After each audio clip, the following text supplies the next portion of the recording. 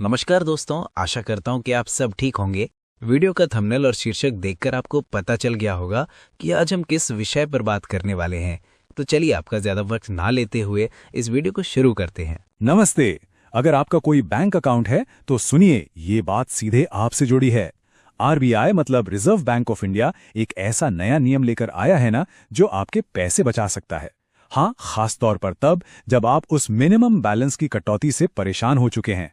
तो चलो जल्दी से समझते हैं कि ये पूरा मामला आखिर है क्या।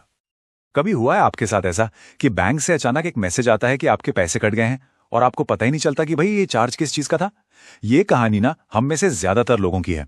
और पता है इसका विलेन कौन होता है ज्यादातर मामलों में? Minimum balance. चलिए एक छोटे से एग्जाम्पल से समझते हैं। मान लीजिए किसी के अकाउंट में मिनिमम बैलेंस कम था तो बैंक ने लगा दी 1000 रुपए की पेनल्टी। अब उन्होंने सोचा कि चलो अकाउंट में 5000 रुपए जमा कर देते हैं। पर जैसे ही पैसे जमा हुए, पता है क्या हुआ? अकाउंट में दिखे सिर्फ 4000। अरे, वो 1000 रुपए तो जमा होते सीधे पेनल्टी में कट गए। और ये कोई कहानी नहीं है, ये वो हकीकत है जिससे न जाने कितने लोग गुजरते हैं। और पता है, इसी को कहते हैं मिनिमम बैलेंस ट्रैप। मतलब एक ऐसा जाल जिसमें लोग अनजाने में ही फंस जाते हैं और उनकी मेहनत की कमाई बस पेनल्टी भरने में ही निकल जाती है। लेकिन अब ये सब बदलने वाला है। जी हां, इस तरह की पेनाल्टी की चिंता अब शायद खत्म होने वाली है, क्योंकि आरबीआई ने ना इस प्रॉब्लम को बिल्कुल जड़ से पकड़ने के लिए एक बहुत बड़ा कदम उठाया है।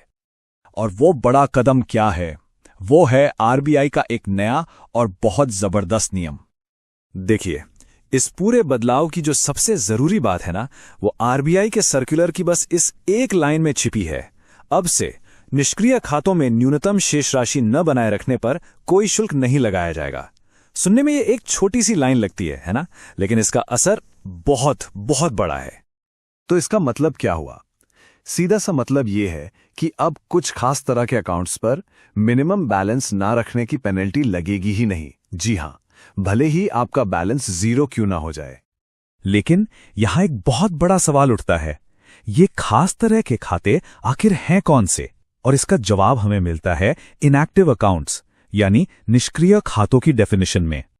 तो ये निष्क्रिय खाता या इनएक्टिव अकाउंट होता क्या है? देखिए, आरबीआई के हिसाब से अगर किसी बैंक अकाउंट में 2 साल से ज्यादा, मतलब 2 साल से ज्यादा टाइम तक कोई भी ट्रांजैक्शन नहीं हुआ, मतलब ना तो कोई पैसा डाला गया, ना निकाला गया, ना ही कोई ऑनलाइन पेमेंट हुई, कुछ भी नहीं, तो बस उस अकाउंट को इनएक्टिव या निष्क्रिय मान लिया जाता है। लेकिन रुकिए, बात यहीं खत्म नहीं होती। इसमें और भी अच्छी खबर है। मान लीजिए आपका कोई अकाउंट इनएक्टिव हो भी गया, तो अब उसे दोबारा एक्टिवेट कराने के लिए बैंक आपसे कोई भी फीस नहीं ले सकता। 0 फीस। और सुनिए एक और कमाल की बात, अगर आपका अकाउंट किसी सरकारी स्कीम के लिए है, जैसे कोई स्कॉलरशिप आती है उसमें, या डीबीटी का पैसा आता है, तो वो अकाउंट 2 साल तक यूज ना होने पर भी इनएक्टिव नहीं माना जाएगा। सोचिए, ये स्टूडेंट्स के लिए और सरकारी योजनाओं का फायदा लेने वालों के लिए कितनी बड़ी राहत की बात है। अब सवाल यह है कि भाई आरबीआई ने यह बदलाव किया तो किया, पर ठीक अभी क्यों किया? अचानक से ऐसा क्या हुआ? इसके पीछे एक बहुत बहुत बड़ी वजह है। और वो वजह जुड़ी है एक ऐसे नंबर से, एक ऐसे आंकड़े से जो आपको हैरान कर देगा। 42,272 करोड़ रुपए। जी सही सुना आपने। एक बार अंदाजा लगाइए, ये कितनी बड़ी, कितनी ज्यादा बड़ी रकम है।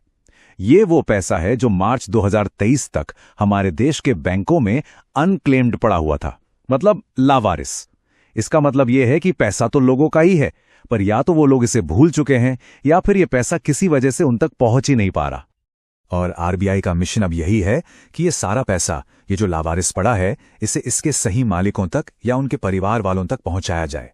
और आप जानते हैं, ये जो नया नियम आया है ना, ये इसी बड़े मिशन का एक बहुत ही इंपॉर्टेंट हिस्सा है। पर एक सवाल है, ये पैसा आखिर जाता कहां है? तो होता यह है कि जब कोई अकाउंट 10 साल से भी ज्यादा समय तक इनएक्टिव रहता है, तो उसमें पड़ा हुआ पैसा आरबीआई के एक स्पेशल फंड में ट्रांसफर कर दिया जाता है। इस फंड का नाम है DEAF, यानी depositor education and awareness fund. और ये जो नया रूल है, ये इस पूरे प्रोसेस को और भी ज्यादा ट्रांसपेरेंट बनाएगा। ठीक है, तो अकाउंट होल्डर्स को तो राहत मिल गई, पर अब बैंकों को क्या करना होगा? क्योंकि जाहिर सी बात है, अब उनकी जिम्मेदारियां भी बढ़ गई हैं। अब गेंद कह सकते हैं पूरी तरह से बैंकों के पाले में है। आरबीआई ने बिल्कुल क्लियर कर दिया है कि भाई बैंक अब सिर्फ हाथ पर हाथ रखकर इंतजार नहीं कर सकते। अब उन्हें खुद आगे बढ़कर कस्टमर्स से कांटेक्ट करना होगा, खासतौर पर तब जब किसी का अकाउंट इनएक्टिव होने वाला हो। और ऐसा नहीं है कि ये बस कह दिया गया है, इसके लिए आरबीआई ने एक प्रॉपर सिस्टम बनाया है। स्टेप 1, बैंक आपको एसएमएस, ईमेल या फिर लेटर भेजकर बताएगा कि देखिए आपका अकाउंट इनएक्टिव होने वाला है। अब अगर आपकी तरफ से कोई जवाब नहीं आता तो आता है स्टेप 2। बैंक आपके नॉमिनी या फिर आपके गारंटर से कांटेक्ट करने की कोशिश करेगा, और ये सारी मेहनत सिर्फ और सिर्फ इसलिए की जा रही है ताकि आपका पैसा अनक्लेम्ड ना रह जाए, लावारिस ना बन जाए। तो ठीक है, ये नया नियम इनएक्टिव अकाउंट्स के लिए तो एक तरह का सेफ्टी शील्ड है, एक सुरक्षा कवच, जो कि वाकई एक शानदार कदम है। लेकिन ये एक बहुत बड़ा सवाल भी खड़ा करता है। उन करोड़ों एक्टिव अकाउंट्स का क्या जिन पर आज भी इसी वक्त मिनिमम बैलेंस चार्ज लग रहा है? क्या हमें भविष्य में एक्टिव अकाउंट्स के लिए भी ऐसे ही कुछ राहत देने वाले नियम देखने को मिलेंगे? ये एक ऐसा सवाल है जिसका जवाब शायद हम सब जानना चाहते हैं। वीडियो देखने के लिए आपका बहुत बहुत धन्यवाद। आशा है कि आपको वीडियो पसंद आया होगा, और अगर आपको वीडियो पसंद आया है तो कृपया हमारे चैनल को सब्सक्राइब करें, वीडियो को लाइक करें और अपने दोस्तों और परिवार के साथ वीडियो को शेयर भी करें। कृपया अपने बहुमूल्य सुझाव कमेंट करें और हमें बताएं कि हम अपने आप को और बेहतर कैसे बना सकते हैं। अभी के लिए बस इतना ही। मिलते हैं आपसे हमारे अगले वीडियो में। तब तक के लिए अलविदा।